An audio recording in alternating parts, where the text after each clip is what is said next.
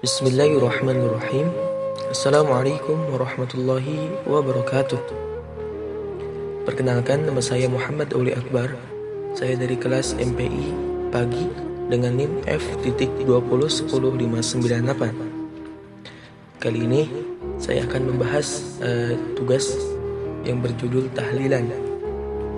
Sebelum kita jauh lebih lanjut terkait dengan pembahasan tahlilan ini, mari kita membedah pengertian dari tahlilan itu sendiri. Tahlilan merupakan kegiatan membaca serangkaian ayat Al-Quran dan kalimat thayyibah, tasbih, tahmid, tahlil, dan takbir, di mana pahala bacaan tersebut nanti akan dihadiahkan untuk para arwah yang disebutkan oleh pembaca atau oleh pemilik hajat. Tahlilan biasanya dilaksanakan pada hari-hari tertentu yang biasa kita lakukan di lingkungan sekitar rumah kita, seperti 7 hari pertama berturut-turut dari kematian seseorang, kemudian hari ke-40, hari ke-100, atau hari ke-1000-nya, atau yang biasa kita sebut dengan haul. Tahlilan juga sering dilaksanakan secara rutin pada malam Jumat atau malam-malam tertentu lainnya. Setelah tahlilan, biasanya pemilik hajat akan memberikan hidangan makanan untuk dimakan di tempat atau dibawa pulang. Dengan demikian, inti daripada tahlilan itu sendiri adalah: pertama, menghadiahkan pahala bacaan Al-Quran dan kalimat thayyibah kepada mayit. Kedua, mengkhususkan bacaan itu pada waktu-waktu tertentu, yaitu 7 hari berturut-turut dari kematian seseorang, hari ke-40, ke-100, atau sebagainya. Ketiga, bersedekah untuk mayit berupa pemberian makanan untuk jamaah tahlilan. Lalu, bagaimanakah pendapat para ulama terkait ketiga masalah tersebut? Yang pertama, hukum menghadiahkan pahala bacaan Al-Quran dan kalimat thayyibah kepada mayit.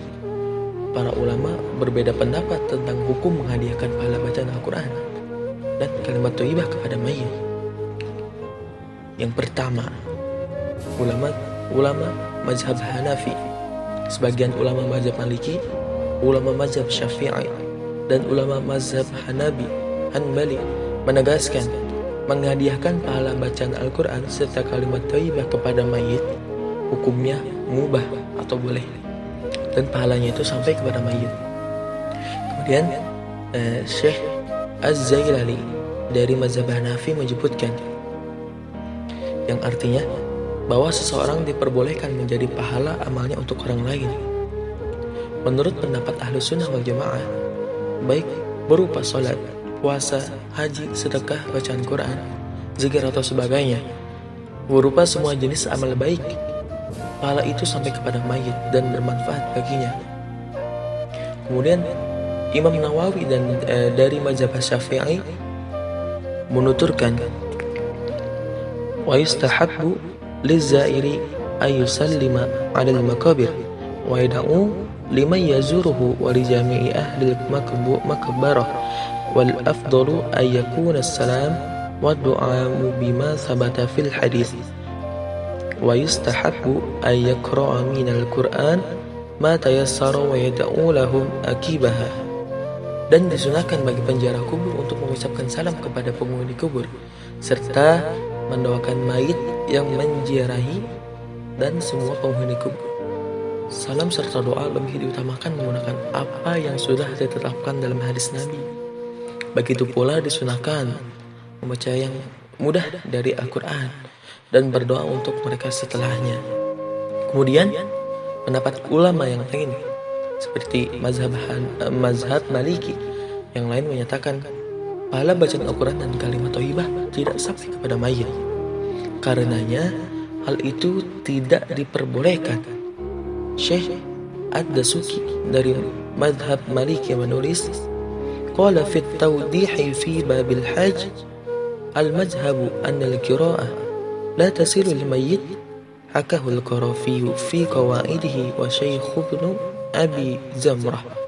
Penulis kitab At-Tawdih berkata dalam kitab At-Tawdih bab haji, pendapat yang diikuti dalam mazhab Maliki adalah bahwa pahala bacaan tidak sampai kepada mayit.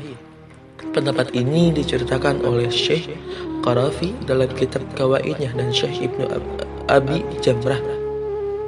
Nah, mayoritas ulama meliputi ulama mazhab Hanafi, sebagian ulama mazhab Maliki, ulama mazhab Syafi'i, ulama mazhab Hanbali, dan Syekh Ibnu Taimiyah memperbolehkan, sedangkan sebagian ulama mazhab Maliki yang lain melarangnya. Dengan demikian, dapat disimpulkan bahwa tahlilan diperbolehkan dalam Islam, sebab mayoritas ulama menegaskan kebolehan menghadiahkan pahala bacaan Al-Quran dan kalimat thayyibah kepada mayit. Sebagaimana mereka menyatakan kebolehan mengkhususkan waktu untuk membaca Al-Quran dan kalimat thayyibah, para ulama juga sepakat akan kebolehan bersedekah untuk mayit. Wallahu a'lam bishawab. Mungkin cukup sekian yang dapat saya sampaikan. Mohon maaf jika ada kesalahan. Terima kasih. Wassalamualaikum warahmatullahi wabarakatuh.